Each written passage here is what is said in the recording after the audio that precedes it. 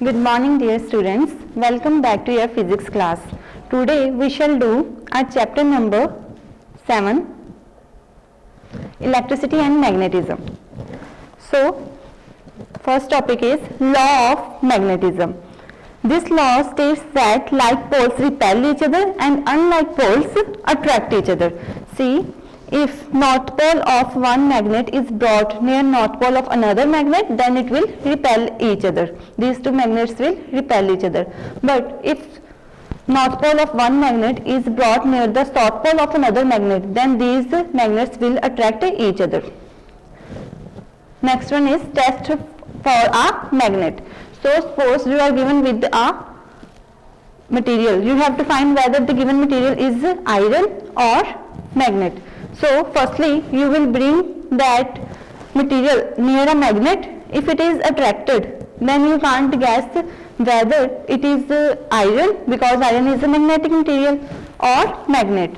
But if in one side it is attracted and another side it is repelled, then we can guess that it is a magnet. So from this discussion we can say that repulsion is a sure test for magnetism. See,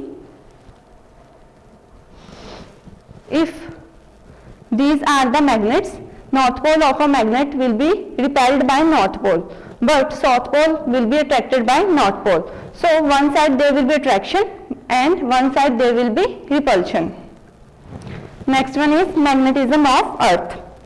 Earth also behaves like a huge magnet, just as if there is a huge bar magnet which is buried inside the Earth.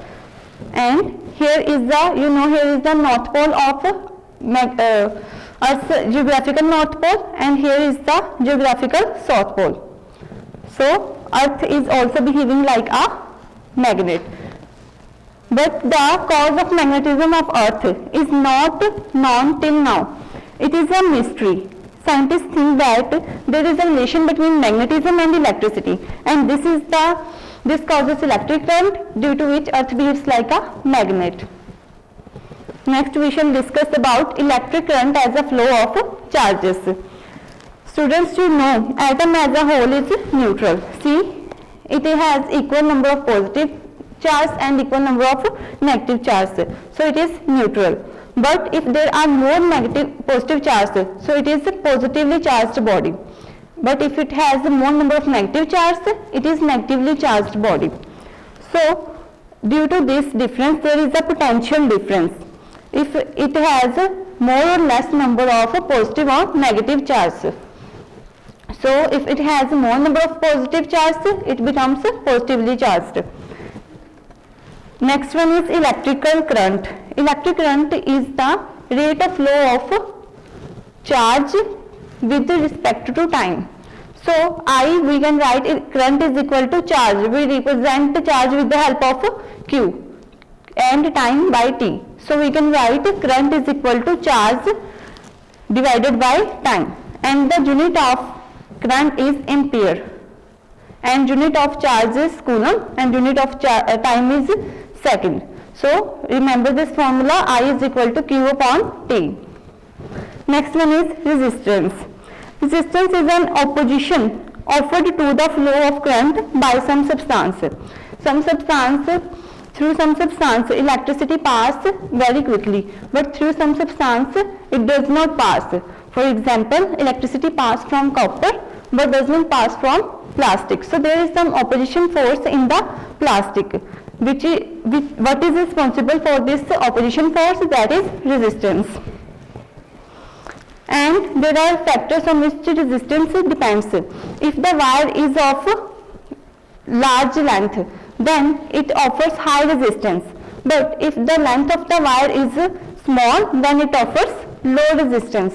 And similarly, if the area of cross section of the wire is small, then it will offer high resistance.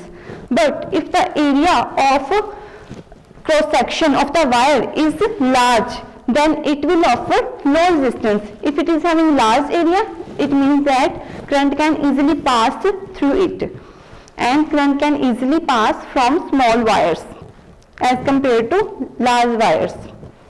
Next one is symbolic representation of electrical components. Sometimes it is difficult to draw such diagrams. So for the saving of time, we draw symbols instead of drawing the total diagram. So here bulb symbol is represented by this one. Electrical cell is represented by small line and large line. Small line has here negative terminal and large line means here positive terminal. So if a number of cells are connected, it means it forms a battery. This is the switch, open switch and closed switch. Similarly key, then resistance is represented by zigzag line, and these symbols you can easily learn and draw the diagrams.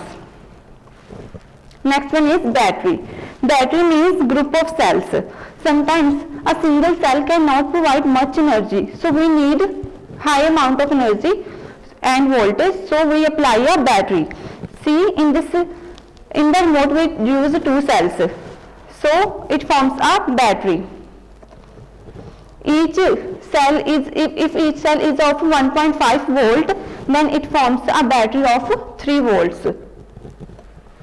So also there are some batteries that are in our homes, such as accumulators or storage batteries.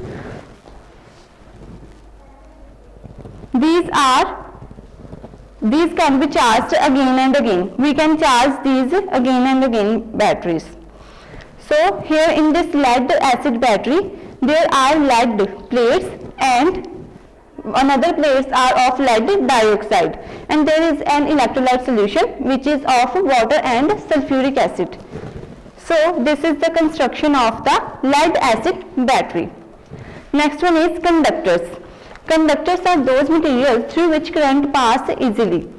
Examples are silver, copper, aluminium, iron, etc. And insulators are those materials through which current cannot pass easily. It offers high resistance. So examples are glass, rubber, nylon, plastic and PVC. Now students, open your notebooks and note down the homework. Your homework is to solve the back exercise and question answers in your notebook. Thank you.